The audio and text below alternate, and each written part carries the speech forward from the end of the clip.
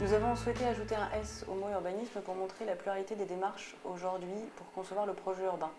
C'est bien pour montrer qu'il n'y a pas de modèle universel, pas de réponse unique pour faire du projet, mais ça dépend à la fois du contexte, ça peut dépendre aussi des acteurs et des volontés politiques du territoire. Le cahier montre la diversité des projets urbains à la fois dans le temps. En effet, on parle d'urbanisme intégré des années 70 jusqu'à l'urbanisme durable d'aujourd'hui, et aussi la diversité de ce qui les guide et ce qui les construit. Quels sont les fils conducteurs du projet. Un projet peut se baser sur différentes idées. Ça peut être la requalification des espaces publics, la valorisation du patrimoine, l'accompagnement d'un projet culturel pour fonder l'idée de métropole. Et enfin, le cahier montre aussi les différentes manières d'organiser les équipes autour du projet. On montre des démarches différentes telles que l'urbanisme négocié, l'urbanisme concerté, l'urbanisme des voisins. Voilà pourquoi on a choisi d'ajouter un S à urbanisme.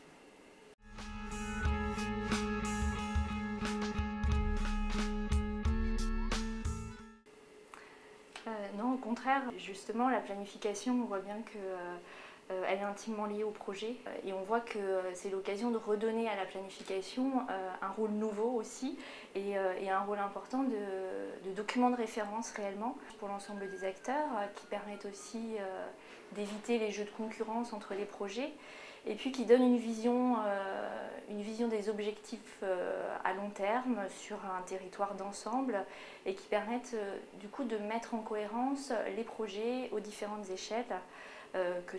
Du local au régional.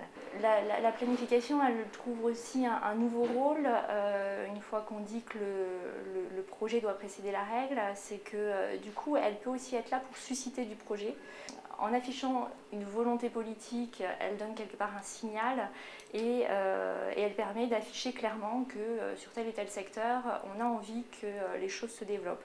Donc ça permet aux acteurs en place, quelque part, d'avoir aussi des garanties.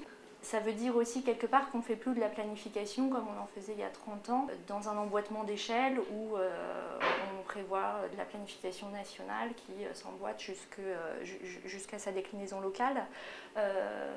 Il faut voir maintenant plus la planification comme réellement un document de référence stratégique, d'affichage politique, et que ça veut dire que ça pose les questions de la représentation cartographique qui est forcément plus la même, de la manière dont on rédige les règles également, et puis aussi des ambitions qu'on veut faire porter à cette planification.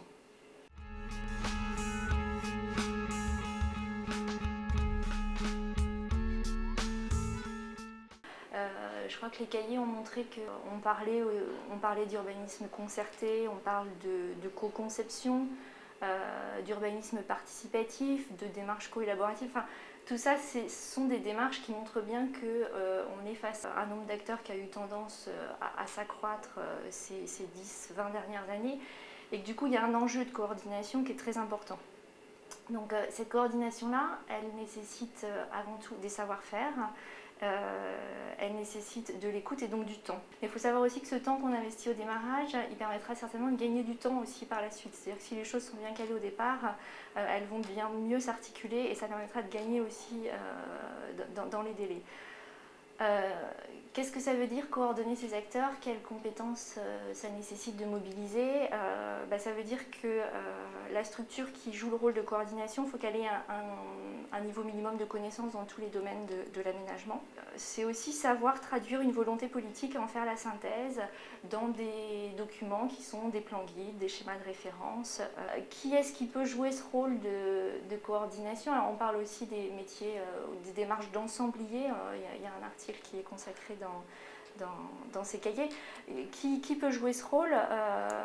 C'est pas un acteur unique, c'est pas le rôle d'une personne, c'est pas un métier en tant que tel, c'est vraiment un rôle qui doit être porté par une structure. Là encore, il n'y a pas un cas de figure.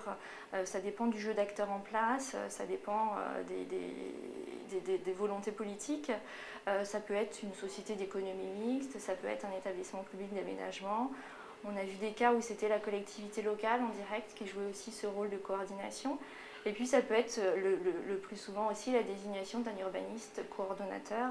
Et puis on a vu aussi dans ces cahiers qu'il y avait une marge de progression très importante par rapport au savoir-faire, aux techniques qu'on mobilisait pour coordonner les acteurs. Effectivement, il y a plein de techniques de management qui pourraient être mobilisées et qui ne le sont peut-être pas suffisamment aujourd'hui dans le cadre des projets urbains.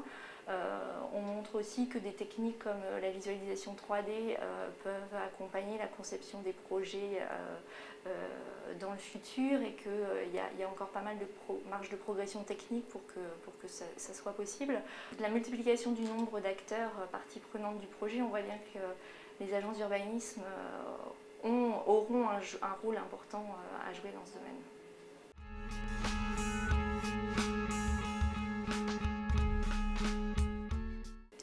Alors, dans le cahier, les différents articles montrent la diversité des rôles des agences par rapport aux projets urbains et donc des missions qui leur sont confiées. Cela va de la planification à grande échelle jusqu'à, pour certaines agences, comme par exemple pour l'agence de Rennes, à des missions préopérationnelles. Les agences peuvent se positionner également différemment par rapport aux acteurs du territoire. Elles peuvent être soit très proches du politique ou alors travailler en relation directe avec la maîtrise d'œuvre, comme par exemple pour le projet de la semi-piétonisation du Vieux-Port à Marseille. L'IAU, par la transversalité et la pluridisciplinarité, peut évoluer vers des missions d'ensemblier. En fait, ce qu'on voit, c'est que les marges d'évolution sont très différentes en fonction des agences. Mais toutes ont un point commun, la vision globale et la connaissance de l'histoire du territoire. Ce qui leur permet à la fois d'être garantes d'une cohérence d'ensemble entre les projets et aussi de proposer une vision prospective.